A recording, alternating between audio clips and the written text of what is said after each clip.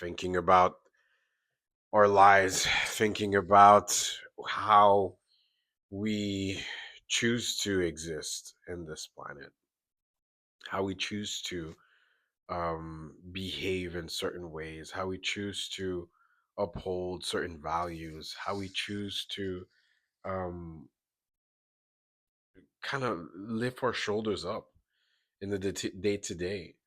I think there is a certain capacity that I feel that I choose to do every day. I choose to wake up. I choose to be creative. I choose to express myself. I think there is a lot of agency that we have as humans that we often don't really pay attention to. And this agency has very much been eroded, I think. But I think we can claim it. We can claim that agency. We can sort of reinterrogate the dynamics of our lives, and whether we need to be more playful, whether we need to be more engaging with our families, or whether we need to be more healthy, eat more leafy greens, or um, excuse me, eat more leafy greens and fruits, vegetables. Just this type of choices that we have, I think, is almost pivotal. It's such a pivotal thing to understand the choice that we have to make. Yes, people could say, yes, I have a job, and people depend on you for this job, as well as you have a family, perhaps your family depends on you. Maybe you're the CEO and you have employees that depends on you. Um, yeah, I think a lot of these sort of processes kind of makes it seem that we have no agency, or at least we choose to uphold the processes, um and at risk of us losing our ability to, I think, I don't want to say take control, but our ability to be more present with ourselves. I think that's what agency is. I think it's a recognizing of the subtle patterns and the subtle sort of visions of how to be as a human. Um, yeah, I think a lot of this demands a form of presence and attention, and and I think I think that this level of attention is yeah, it's important for that's what the agency is. I think agency is an attention to oneself. It's a attunement to oneself, and and once we align with that attunement, I think we take actions and we behave in integrity in ways that we've never perhaps conceived. I think that we live in a world now where perhaps integrity is not something that comes naturally to people, because they don't necessarily recognize that they have a set of core values that are true to them, or at least the highest truth in the context of Plato talks about. In them are faculties, values endowed specifically to the soul and to who this person is, and refining and polishing these things. I think we get more agency. We get more agency because we know what we're able to stand for, and we know what we are able to not stand for. And I think that those types of knowings, know our core values, we are essentially claiming a world for ourselves. And I think that's what it's all about. It's about, like, finding that inner world. How does value show up through stories, through archetypes, through identity, through our the characters that live inside of us.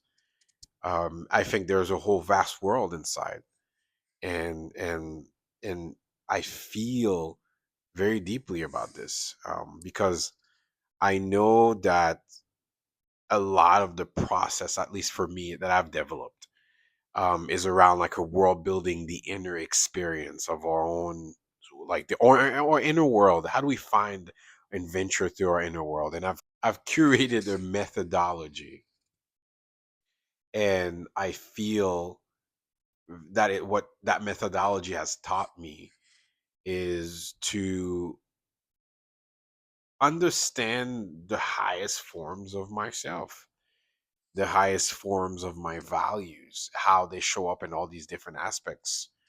And once I'm in that flow, or at least I'm beginning to uncover these things, I I start to be more empowered. I start to want to take more action that are heart led, passion led, that are embodied led, that are inner creatives, or inner creative cells are sort of leading now. Yeah, our inner creative self is leading now. And I think that's the moment. That is the moment that we've all been waiting for. Is the moment when the inner creative self sort of takes over.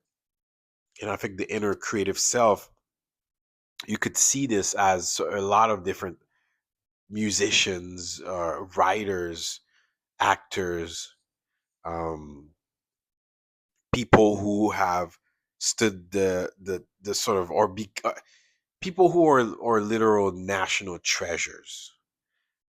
There is a creative force and spirit that anchors this consciousness, and I think we have access to these things. And I think that if we do have an understanding of this genius, of this magic, of this potential in us as people, um, we can we can achieve quite a lot. I think we can confront the unpredictability of things in a way that doesn't render them predictable, but in a way that allows the patterns and flows of things of life to be more beautiful, um, to be more emergent. I think that creative force is a sort of that again.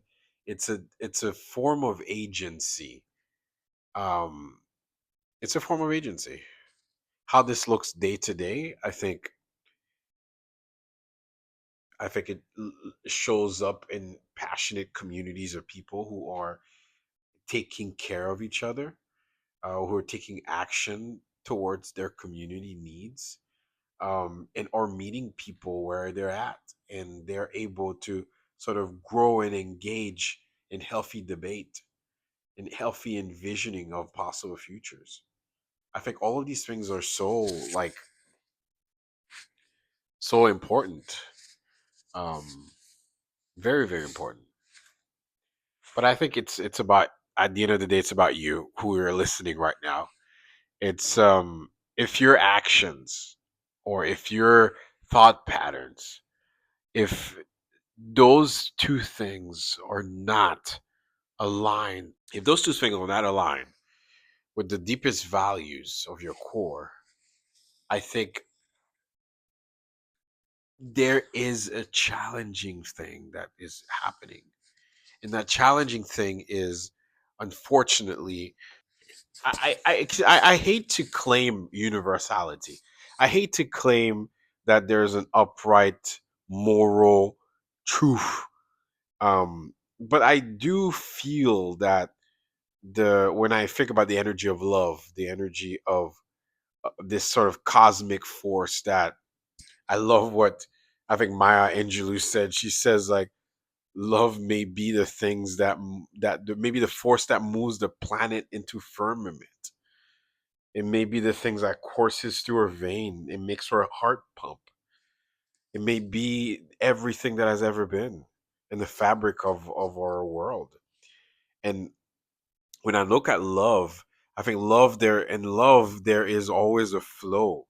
There's always a flow. So I think in living in alignment to our truest being, I think allows us to claim an agency that perhaps we've never thought was possible. Um, I think that type of agency grounds you more in community, grounds you more in people, and I think the way our digital world is set up and the way that sort of modern society, parts of it, has sort of fragmented a lot of our connections with people. I think it's becoming even harder to understand what agency is and how we can have agency in our lives. How can you have agency in your life? And I think those are the type of questions that, if we are ever to believe in a future that's healthy, that's full of art, that's full of beauty, that's full of hope, that's full of healing, emotional healing, a future that is um, dynamic with nature. It is not in a reaction to crisis. I think we have to do these type of things. I think it's so necessary. We have to be able to find that agency and that creative force and these aligning factors that can flow us into the person that we want to be. I think it's possible. I really, really think so. I think so. Leave a comment. Let me know your thoughts. What does agency look like for you in your life? Let's make this a community thing. Just put a put a sentence or two or a word, and yeah. Thank you.